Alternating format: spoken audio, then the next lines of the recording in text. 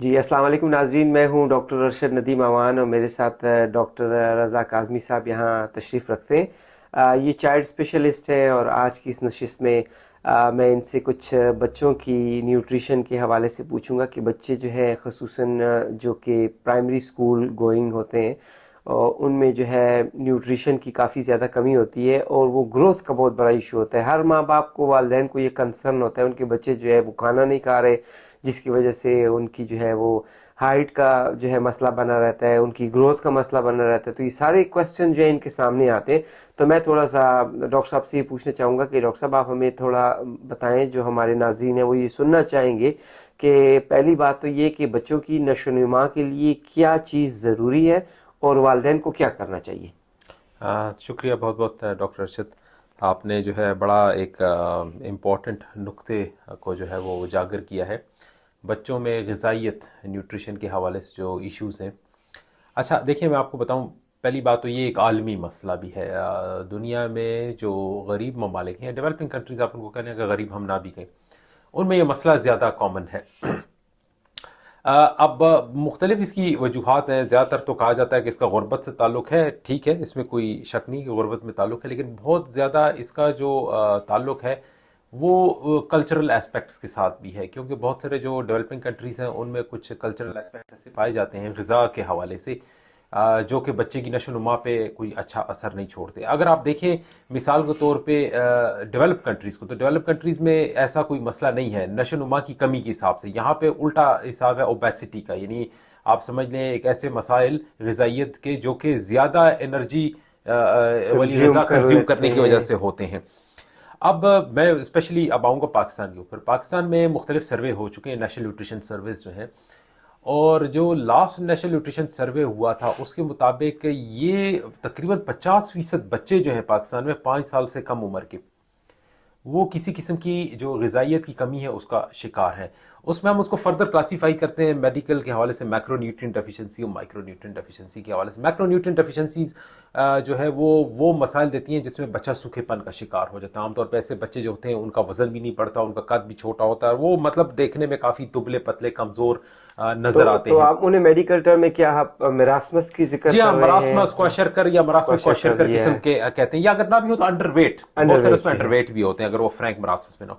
دوسری جو کیٹیگری ہے وہ مائکرو نیوٹرینٹس کی ہے، اور اس میں بھی ایک اچھی بڑی تعداد میں بچوں کو میں فولاد کی کمی، آئرن ڈیفیشنسی، انیمیا جسے کہا جاتا ہے، اور اس کے علاوہ اور مائکرو مثلا کیلشیم کی کمی، وائٹامن ڈی کی کمی، آیوڈین کی کمی، یہ مسائل کا جو ہے وہ شکار۔ اب جو کہ بچوں میں دیکھنے سے آپ ریکٹس دیکھ لیتے ہیں، یا ان کو جو ہے اکثر تھائرائڈ کا پرابلم یا بالکل گروتھ کا پرابلم ہوتا ہے۔ جی بالکل جی، جی، تو پاکستان میں جو سروے ہوا اس میں 50% بچے جو ہیں وہ کسی قسم کی غذائی کمی کا شکار شکار ہیں، اور یہ ہوتے بھی ہیں۔ بہت، اس میں آپ یہ اندازہ لگائیں کہ ہر دوسرا بچہ جو ہے پاکستان میں 5 سال سے کم وہ کسی نہ کسی فارم میں جو ہے غذائیت کی کمی کا شکار ہے۔ کمی کا شکار۔ اب اس میں دو قسم کی، ایک تو وہ ہے جو کہ نظر آ جاتا ہے، مثال کے طور پہ اگر کسی کا بچہ جو ہے وہ انڈر نرشڈ ہے، لائک لیٹ سے مراسم کے، تو آپ دیکھنے میں بتا سکتے کہ وہ بھائی بچہ تو ہڈیاں کا ڈھانچہ جو ہے، آپ جیسا کہ ہڈیوں کے اوپر کھال چڑھی ہو تو دیکھنے میں پتہ لگتا ہے۔ لیکن بہت سارے بچے ایسے بھی ہیں جو کہ کرونک انڈر نیوٹریشن کا شکار ہوتے ہیں، تو وہ دیکھنے میں شاید آپ کو نارمل لگے لیکن ان کے قد جو ہم اس کو سٹنٹڈ بولتے ہیں، سٹنٹڈ یعنی لائک جی کرونک ہاں، نیوٹریشن، جس میں نہ صرف گروتھ ان کا ویٹ افیکٹ ہوتا ہے بلکہ ان کی ہائٹ بھی افیکٹ ہوتی ہے۔ افیکٹ ہو جی ہاں، چکی ہوتی ہے۔ یا مائکرو نیوٹرینٹ ڈیفیشنسی کا شکار ایسے بچے جو ہے وہ ادھر یا پیلاٹ کا شکار ہوں گے، پیلر جسے کہتے ہیں، یا وہ ان کی ہڈیوں کے مسائل ان کے ہوں گے، دیکھنے میں تو نارمل لگیں گے لیکن ان کے ساتھ مسائل ایسے ہوتے ہیں جس کو اگر انویسٹیگیٹ کیا جائے تو مائکرو نیوٹرینٹ ڈیفیشنسیز میں آتے ہیں۔ تو پاکستان میں یہ مسئلہ جو ہے وہ 50% بچے 5 سال سے کم عمر کے جو ہیں وہ غذائی کمی کا جو شکار ہیں۔ اب اس میں اگین جو مختلف ریزنز ہیں، غربت ایک وجہ ہو سکتی ہے، لیکن آپ کو پاکستان جو ہے ایک ایگریکلچر اکانومی ہے، وہاں جی پہ ہاں، غذا کی کوئی کمی نہیں ہے۔ ہم مثلا کسی افریقن ملک کی ایگزامپل نہیں دے رہے کہ وہاں پہ سوکھا پانی، کوئی قحط سالی ہے، یہ وہ ہے، اچھا خاصا جو ہے پاکستان میں اجناس ایگریکلچر کنٹری ایگریکلچر اور ہوا اجناس زیادہ ہیں۔ جی ہے، ہاں، زیادہ ہیں۔ مسئلہ کیا ہے؟ مسئلہ ہے فیڈنگ پریکٹسز، مسئلہ ہے کلچرل ٹیبوز کا۔ ہمارے یہاں پہ لوگوں جو اسپیشلی جو غریب یا آپ سمجھ لیں جو ان پڑھ طبقہ ہے، ان کے جو دماغ ہے اس میں مختلف قسم کے جو ہے وہ آپ سے وہ خیالات ہوتے ہیں جن پہ وہ عمل کرتے ہیں، اور اس میں بہت ساری ایسی چیزیں ہیں، پریکٹسز ہیں۔ مثال کے طور پہ بچے کو جو ہے وہ لیٹ سے کئی مائیں ایسی ہوتی جو کہ ایک سال تک دودھ ہی پلاتے ہوتے ہیں، دودھ ماں کا کافی ہے یا بچہ دودھ پی رہا ہے لہٰذا اور کسی چیز ویننگ ڈائٹ سے نہیں ضرورت اسٹارٹ نہیں ہے۔ کرتے، جی ہاں، ٹھیک ہے۔ بعض گھروں میں بچے اوپر نیچے پیدا ہوئے چلے جاتے ہیں, تو بچوں کو سب توجہ نہیں ملتی, جس کی وجہ سے وہ کھانے کی طرف مائل نہیں ہوتا, والدین بھی اتنی پرواہ نہیں کرتے, اور وہ ایک فوڈ ڈیفیشنسی ان کی ہاں رہتی ہے. ڈیولپ ہو جاتی ہے بیچ میں جو ہے. اس کے علاوہ کچھ لوگ ہمارے, آپ نے دیکھا ہوگا یہ گرم ہے, یہ ٹھنڈا ہے, یہ دینا چاہیے نہیں دینا چاہیے, اس قسم کی بھی بہت ساری, بچے کو تھوڑا سا زکام ہوا, بھائی اس کو کیلا نہیں دینا, اس کو چاول نہیں دینے, یہ ٹھنڈا ہے اور یہ گرم ہے, اس میں بھی بہت سارے بچے جو ہے وہ میل نیوٹریشن کا شکار ہو جاتے ہیں. تو یہ کچھ اس قسم کے مسائل ہیں جس کی وجہ سے یہ فگر جو ہے پاکستان میں وہ الارمنگ حد تک ہائی ہے. جی ہاں, تو یہ تو تھوڑا سا اس کا آپ دیکھیں فگر وائز, میں نے آپ کو بتایا کہ مسئلہ کتنا زیادہ حد تک بڑھ چکا ہے. بالکل ڈاکٹر صاحب نے بڑی خوبصورت طریقے سے وہ پوائنٹ آؤٹ بتا دیے, وہ وجوہات بتا دی جس کی وجہ سے ہم دیکھتے ہیں کہ بچوں میں جو ہے وہ غذائی کمی جو ہے وہ دیکھنے میں آتی ہے. اب انہوں نے 3-4 باتیں کی, بڑی ضروری باتیں, اور جو کہ ہر گھر کا مسئلہ ہے. سب سے پہلی بات جو ہے ہم دیکھتے ہیں کہ ان میں خون کی کمی کا ہو جانا. تو میں ڈاکٹر صاحب سے یہ پوچھنا چاہوں گا کہ ڈاکٹر صاحب آپ ہمارے ناظرین کو, دیکھنے والوں کو یہ بتائیں کہ ان بچوں کو ہمیں کون سی غذا دینی چاہیے اور ان کے ساتھ کیا ایسی اسٹریٹجی کرنی چاہیے تاکہ بچوں کی سب سے پہلے کریکشن ہم کر سکیں کہ ان کے بلڈ کا یا ہیموگلوبن کا لیول جو ہے وہ پراپر ہو, اور ان کی جو غذائی کون سی ایسی غذائی ترتیب ہے کہ وہ ہم پراپر طریقے سے کریں تاکہ بچوں میں خون کی کمی جو ہے وہ ایڈریس کی جا سکے, وہ پوری ہو سکے. اچھا دیکھیں ارشد, اس میں پہلی بات یہ ہے کہ بچے کو جیسے ہی وہ 6 مہینے کا ہوتا ہے تو دودھ میں اتنا آئرن ہوتا نہیں ہے. بچے کو جو ہے وہ 6 مہینے پہ جو ہے وہ ایسی غذا شروع کرنی چاہیے جس میں آئرن رچ ہو. اب آئرن رچ سے اکثر لوگوں کے ذہن میں یہ آتا ہے کہ بھئی وہ قیمہ ہو گیا, وہ ریڈ میٹ جسے ہم کہتے ہیں, گوشت, بڑا گوشت یا چھوٹا گوشت, اور اکثر لوگ پاکستان میں یہ کہتے ہیں کہ بھئی یہ گوشت تو ہماری استطاعت سے باہر ہے, بہت مہنگائی ہو چکی ہے, اور اس میں وہ کہتے ہیں بھئی ہم بڑوں کو نہیں کھلا سکتے, ہم بچوں کو کیسے کھلائیں. اب دیکھیں یہ تھوڑا سا یہ اس سے میں یہ ایک طریقہ مسکنسیپشن ہے. ضروری نہیں ہے کہ ہم جب ہم بات کریں کہ بھئی اچھی غذا تو اس سے مراد گوشت, مچھلی یا یہ اس قسم کی قیمے کی ہم بات کریں. دالیں جو ہیں, اب بعض لوگ کہیں گے دالیں بھی مہنگی ہو گئی ہیں, لیکن دیکھیں دالیں پلسز جو ہے پھر بھی کمپیریٹیولی لائک. اور دوسری بات یہ ہے کہ کاسٹ, اگر آپ دیکھیں نا کاسٹ پر سرونگ بھی آتی ہے, مطلب گوشت اگر آپ جتنا بنا لیں, لیٹ سے آپ 1 کلو لے کر آتے ہیں, آپ بنائیں, اور اس کو تو بچے کو کتنا ملے گا, مے بی 5 گرام 10 گرام. لیکن دال اگر آپ بناتے ہیں پر کاسٹ کی سرونگ سے, 1 کلو دال اور لیٹ سے, تو وہ پھر بھی کاسٹ پر سرونگ اس کی کم آتی ہے. ٹھیک ہے وہ کلو کے حساب سے زیادہ ہوگی, لیکن آپ اس 1 کلو کو آپ کتنی دفعہ استعمال کر سکتے ہیں, آپ یہ بھی دیکھیں. گوشت آپ 1 کلو لاتے ہیں تو شاید آپ کا ایک ٹائم پہ ہی ختم ہو جائے. تو کاسٹ پر سرونگ بھی ایک چیز آتی ہے. تو دالیں, 2 قسم کی دالوں کو اگر آپ چاول کے ساتھ کرتے ہیں, یہ ایک بہت بہترین کمبینیشن بنتی ہے جس میں آپ پروٹینز اور کسی حد تک آئرن جو ہے وہ اس میں آپ پورا کر سکتے ہیں. کچھ ایسی سبزیاں بھی ہیں جن میں آئرن کی جو ہے وہ مقدار زیادہ ہوتی ہے. مثال کے طور پہ ساگ لے لیں, تو بچے کو جو ہے 6 منتھ پہ بچے کو خوراک شروع کرانی چاہیے, اور خوراک سے مراد یہ کہ ایسی خوراک جس میں آئرن. اچھا مثال کے طور پہ جو لوگ آئرن نہیں کر سکتے, ایسے پھر آئرن سپلیمنٹس جو ہے, اب عام طور پہ کئی ایسے نیوٹریشن سپورٹ پروگرامز ہیں جہاں پہ آئرن سپرنکل دیے جاتے ہیں, ملٹی وٹامن سپرنکل اس کو کہا جاتا ہے. وہ ایک پاؤڈر سا ہوتا ہے, بچے کی غذا پہ چھڑک دیا جاتا ہے, تو وہ اسی میں ایبزارب ہو جاتا ہے, اس کے اندر آئرن, کیلشیم, یہ سب تمام چیزیں ہوتی ہیں. یہ عام طور پہ ہمارے پاکستان میں جو پریونٹیو پروگرامز ہیں اس کے تحت, جہاں پہ یہ نیوٹریشنل سرویلنس پروگرامز یا نیوٹریشنل سپورٹ پروگرامز ہیں, ان کے تحت یہ دیا جاتا ہے. تو جو بہت زیادہ غریب ہوں تو ان کو چاہیے ایسے پروگرام میں انرول ہو تاکہ ایسے بچوں کو جو ہے وہ یہ چیزیں ملتی رہے, تاکہ ان کی غذائی وہ جو ہے. تو 6 منتھ پہ ویننگ جو ہے ایک وہ بڑی امپورٹنٹ بات ہے کہ اس کو جو ہے وہ ایسی غذا سٹارٹ کرائی جائے جس میں آئرن ہو. اچھا دوسری ایک چیز پاکستان میں جو بہت بڑا فیکٹر ہے وہ ہے آنتوں کے کیڑے. اب ہاں جس کو ہم کہتے ہیں نا ہیلمٹ, انٹسٹائنل ہیلمٹ جو ہے, اب اس میں ہوک ورم پاکستان میں بہت زیادہ کامن ہے. اپنے تک گاؤں میں بچے بغیر جوتوں کے باہر پھر رہے ہوتے ہیں, وہ کہیں ہلکی سی خراش وغیرہ آ جائے, وہ اس کے انڈے ہوتے ہیں گھاس وغیرہ کے اندر, وہ انڈے اندر چلے جاتے ہیں, اس سے لاروا بنتا ہے, وہ الٹیمیٹلی آنتوں میں جا کے پورا جو ہے وہ. اب وہ کیڑے جو ہوتے ہیں وہ خون چوستے ہیں, اور مصیبت یہ ہوتی ہے کہ ایسے کوئی علامات ہوتی نہیں, ایسے بچوں کو پیٹ میں درد نہیں ہوتا, کچھ اور وہ نہیں ہوتا. کبھی کبھی ان کے وہ پوٹی میں کیڑے اگر نکل آئے تو کسی نے دیکھ لیا تو ٹھیک ہے, لیکن دیکھا یہ کہ سروے میں یہ آیا ہے کہ پاکستان میں زیادہ تر بچوں کے پیٹ میں کیڑے پائے جاتے ہیں. وہ علیحدہ بات ان میں علامات ہوں یا نہ ہوں, لیکن پیٹ کے کیڑے تو ایسے بچوں کو تقریباً ہر 6 مہینے بعد ڈی ورم کرنا بہت ضروری ہے, بلکہ گھر والوں کو اپنے آپ کو بھی ڈی ورم کرنا چاہیے. اور یہ سستا علاج ہے, البینڈازول یا بینڈازول کے جو ہے وہ ٹریٹمنٹ ملتے ہیں, وہ بچے کو دیا جائے اور پھر ریپیٹ کرایا جائے ہفتے بعد, تاکہ اگر کوئی انڈے رہ گئے وہ بعد میں اس سے لاروا بنے. تو یہ بھی ایک بہت امپورٹنٹ چیز ہے, ان کو ایک طریقے سے کیا کہتے ہیں نا ڈی پیراسٹائزیشن کرنا, آنتیں صاف ہوں, کیونکہ یہ بھی ایک بڑا فیکٹر ہے.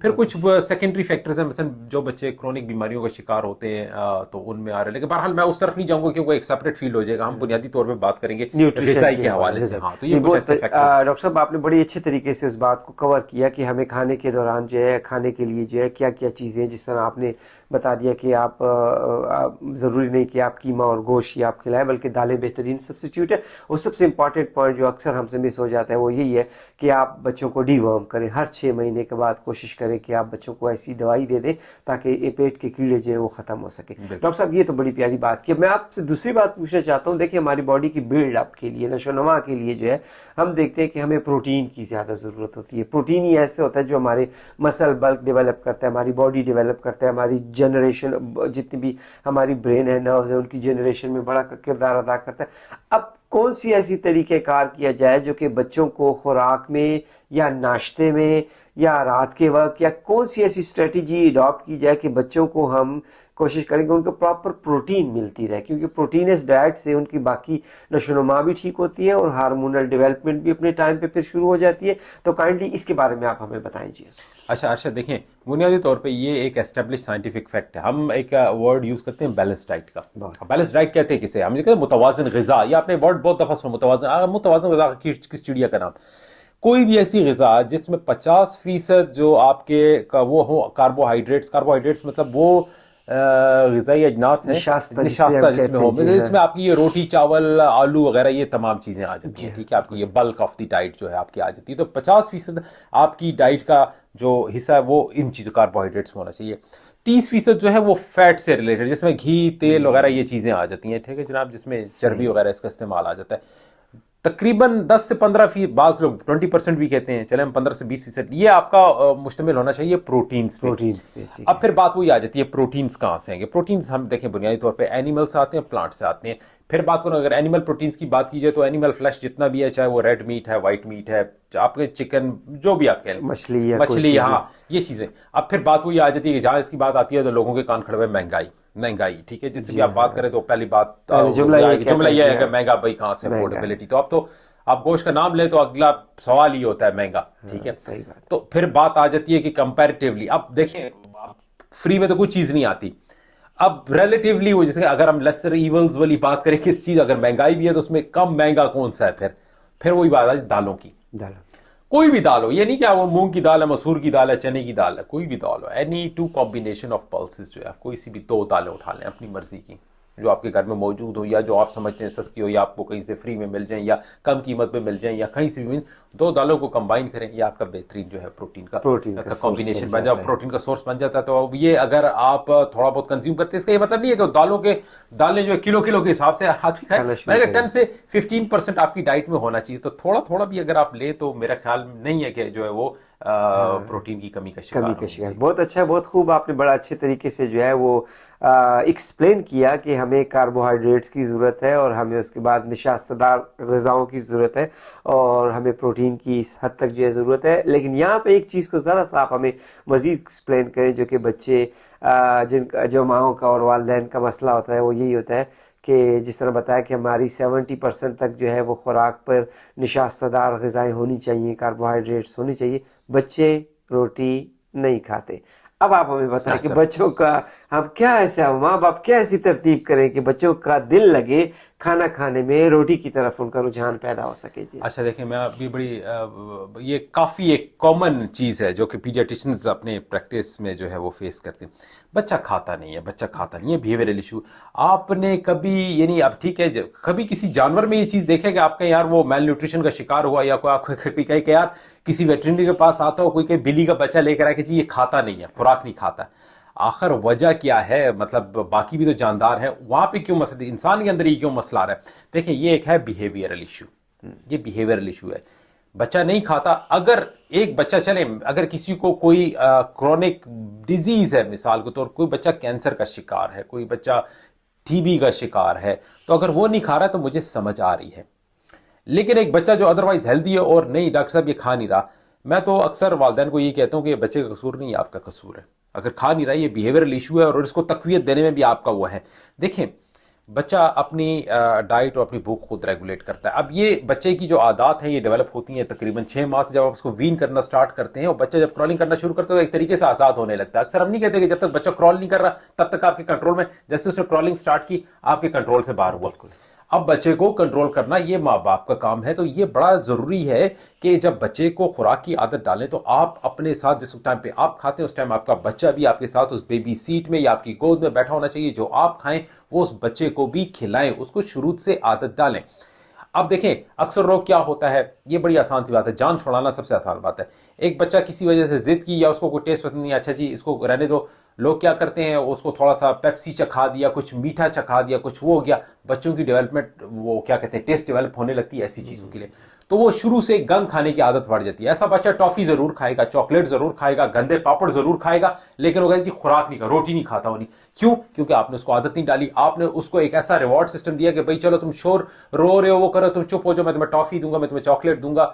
بچے ظاہر بات ہے میٹھا وہ میٹھا تو لگتا ہے بچوں کی, اور پھر وہ بھی وہ رونا شروع کرے گا تو ایک وشیس سائیکل سٹارٹ ہو جاتا ہے, وہ بلیک میلنگ وہ آ جاتی ہے. تو بچوں کا یہ جو ایشو ہوتا ہے, اگر وہ بچے کسی بیماری کا شکار نہیں ہے, کھاتا نہیں ہے, اسٹریٹ اوے پیرنٹس کا فیلئر ہے. Straight away I blame the parents, this is your failure. I mean اگر آپ شروع سے ایک جگہ پہ بیٹھ کے بچے کو سکھا کے ون ایٹ اے ٹائم آپ اس کو کھانا کھلاتے ہیں اور اس کو سکھاتے ہیں تو وہ کھائے گا. یہ آپ انگریزوں میں دیکھیں, یہاں پہ میں نے ایک بڑا کام دیکھا کہ میرا بچہ کھاتا نہیں ہے. کیوں نہیں کھاتا؟ کیونکہ وہ شروع سے ہی ٹیبل پہ ایک ٹائم ہوتا ہے اس پہ سارے بیٹھتے ہیں, وہ سارے ٹائم پہ کھاتے ہیں. یہ ہمارے ہی ملک میں یا تھرڈ ورلڈ یا جہاں پہ اس طرح کے کلچرل ایشوز ہوتے ہیں جہاں وہیں پہ یہ مسئلے آتے ہیں. چلو بھائی کھا نہیں کھا رہا ہے, دادا دادی نے وہ بھائی بچے کو تنگ مت کر, چھوڑ دو اس کو کرنے دو جو اس نے کرنا ہے. یہیں سے برائی کی جو ہے وہ جڑ وہ پکڑتی ہے اور یہ بچہ جو ہے وہ فوڈ ٹینٹرمز اور پھر کیا کہتے ہیں آگے اس قسم کے فوڈ بیہیویئرل جو ایب نارمل فوڈ بیہیویئرز ہیں ان کا وہ ہوتا ہے. بچہ کھاتا نہیں اور ظاہری بات ہے وہ اپنی ضد کرتا ہے اور جو اس کو چاہیے ہوگا وہ آپ پہ منواتا ہے, اور اس طریقے سے ایک عادت بن جاتی ہے اور یہ عادت پختہ ہو جاتی ہے. اور پھر وہ ڈاکٹر اس میں کیا کرے, وہ ڈاکٹر سے ایکسپیکٹ کرتے ہیں کہ بھائی آپ اس کو کوئی دوائی دیکھیں. دوائیاں کسی خوراک کا, اگر بچہ بیہیویئرل ایشوز کا علاج جو ہے وہ دوائی میں نہیں ہے, اس کا علاج بیہیویئرل تھراپی میں ہی ہے. یہ آپ کا ہی کام ہے کہ وہ اس کو آپ واپس ٹیبل پہ بٹھائیں, اس کو کھلائیں. اس میں مختلف قسم کے سسٹمز ہیں, ریوارڈ سسٹمز ہے, بچے کو تھوڑا سا اسرٹیو بیہیویئر شو کرنا, یعنی آپ نے پیرنٹ بن کے دکھانا ہوتا ہے. اور اس میں بچے کو اس میں ٹائم بھی لگ سکتا ہے لیکن یہی اس کا علاج ہے. اس کا اور کوئی, اگر اکثر مجھ سے لوگ پوچھتے ہیں کہ بھائی کوئی دوائی نہیں ہے, اس کے کوئی علاج نہیں, اور اگر کوئی ایسا کہتا ہے تو وہ آپ کو بھی دھوکہ دیتا ہے, اپنے آپ کو بھی دھوکہ دیتا ہے. بالکل جی, ڈاکٹر صاحب نے بڑا اچھے طریقے سے بات کی, بڑی خوبصورت بات کی. اور اس میں ڈاکٹر صاحب نے ایک بات کی کہ وہ دوائی جو ہے بچوں کو نہیں چاہیے بلکہ والدین کو چاہیے ہوتی ہے تاکہ وہ اپنی ایکچولی بیہیویئرل ڈیولپمنٹ کے لیے کوئی دوائی ہے نہیں, ورنہ ضرور ڈاکٹر پرسکرائب والدین کو کرتے. جس طرح ہم سے یہ غلطی پہلے ٹائم پہ پہلی نشست میں ہوتی ہے جبکہ بچہ چھوٹا ہوتا ہے اور ہم اس وقت جو ہے اس کو اگنور کرتے ہیں, حالانکہ کھانے کے وقت ہم نے اگر اس کی جو عادات ڈیولپ کی ہوتی ہے خصوصاً 2 چیزوں کے لحاظ سے, کھانے کے لحاظ سے اور ایک ہماری باتھ روم ترتیب, باتھ روم اٹینڈنگ کرنا, یہ بچوں کی تربیت جو ہے یہ ماں باپ ہی کرتے ہیں. اگر اس میں غلطی آ جائے تو بعض میں یہ ایسی کمپلیکیشن بنا دیتے ہیں کہ وہ ماں باپ کے اپنے کنٹرول میں بھی نہیں رہتی. لہٰذا جب بھی بچے کو فیڈنگ کی جائے تو بڑی اٹینٹیو کی جائے. دوسری بات یہ اس کو اس پراپر ٹائم ترتیب کے مطابق فیڈنگ کی جائے. پھر جب بچہ فیڈنگ کی ٹائم سے نکل آئے, ڈاکٹر صاحب نے جس طرح بتایا ویننگ ٹائم, تو اس کو اپنے ساتھ بٹھا کر کھانا کھلانے کی عادت ڈالی جائے. بعض اوقات جو ہے ہم اپنے سر سے یہ بات بوجھ ہٹا کر اگر بچہ رو رہا ہے تو ہم نے اس کے ہاتھ میں آج کل موبائل دے دیا, ہم نے آج کل اس کو ٹافیاں دے دی, بسکٹ دے دیے, تو ہم نے اس کو انگیج کر دیا اور بچہ اگلی دفعہ وہی چیزیں ڈیمانڈ کرنے لگتا ہے اور اس کی عادت جو ہے وہ کھانے کی طرف نہیں رہتی. تو ناظرین یہ ساری چیزیں جو ہے ہم نے ڈسکس کی, ڈاکٹر صاحب نے آپ کے ساتھ ڈسکس کی بچوں کے حوالے سے پاکستانی سوسائٹی کو سامنے رکھتے ہوئے. لیکن پاکستانی سوسائٹی کے حوالے سے ہم نے کہا کہ صرف وہ بیہیویئرل چینجز ہیں جس میں ہمیں ماں باپ کو, والدین کو سوچنا چاہیے کہ کس مقام پہ ہم سے تھوڑی سی غلطی ہوئی اور ہم اسے کس طریقے سے جو ہے وہ سدھار سکتے ہیں. ہم کسی نئے ٹاپک کے ساتھ آپ کے سامنے دوبارہ حاضر ہوں گے. تب تک کے لیے مجھے اور ڈاکٹر صاحب کو اجازت دیجیے گا. اللہ نے کے بعد.